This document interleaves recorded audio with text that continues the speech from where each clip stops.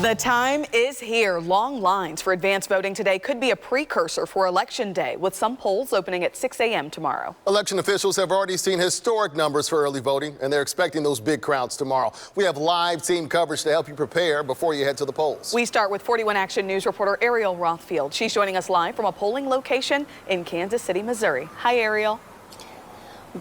Hi, Dia. Kevin, tomorrow this church behind me is going to transform into a polling location. And if you plan on voting here or somewhere else on Election Day, there are a lot of things you will need to know and want to know, like, can you take a ballot selfie? Well, that, like many things, depends on exactly where you live. After months of preparation, anticipation, and absentee voting, Election Day is finally here. It's very important that everybody exercises their right to vote. To do so in both Kansas and Missouri, you'll need to bring an ID. But what's acceptable depends on which side of the state line you live on.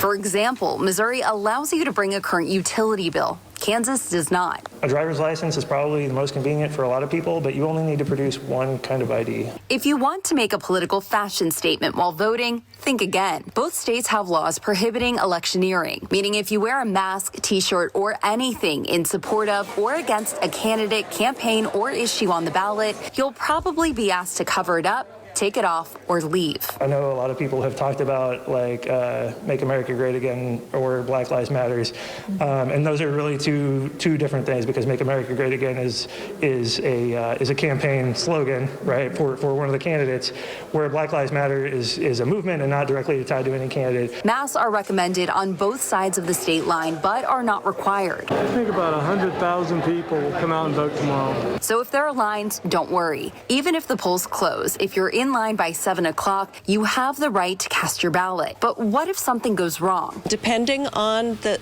different polling place and the polling workers, problems may come up. Ask to spoil a ballot if you've made a mistake. Kansas allows you to do this twice. Or request a provisional ballot if you forget your ID or can't be found in the polling pad.